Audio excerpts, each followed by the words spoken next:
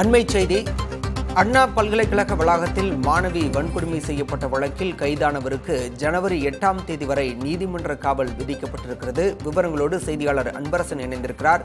அன்பரசன், தற்போது கைதானவர் சிகிச்சை பெற்று வருகிறார். எப்போது அவர் சிறையில் அடைக்கப்பட வாய்ப்பு இருக்கிறது? விவரம் என்ன?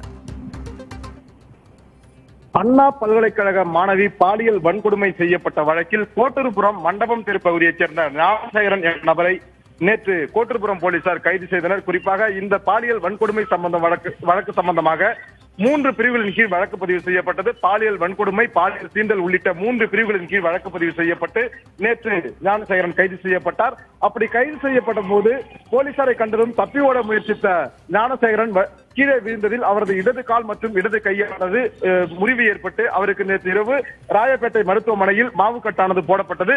இந்த நிலையில் தற்போது அவரை மாவுக்கட்டு போட்ட பின்பு சென்னை சைதாப்பேட்டை 11வது பெருநகர குற்றவியல் நீதிமன்ற நீதிபதி சுல்தானா ஹர்கான் முன்னிலையில் ஆஜர்படுத்திய போது அவருக்கு வருகிற ஜனவரி 8ஆம் தேதி வரை நீதிமன்ற காவல் அளித்து உத்தரவிட்டிருந்தார்.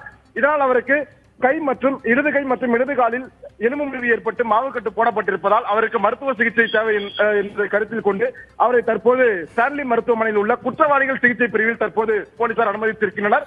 அங்கு சிகிச்சை முடிந்து பின்னர் புழல் சிறைக்கு மாற்றப்படுவர் என போலீசார் தகவல் தெரிவித்துள்ளனர். பாலா, விவரங்களுக்கு நன்றி அன்பரசன்.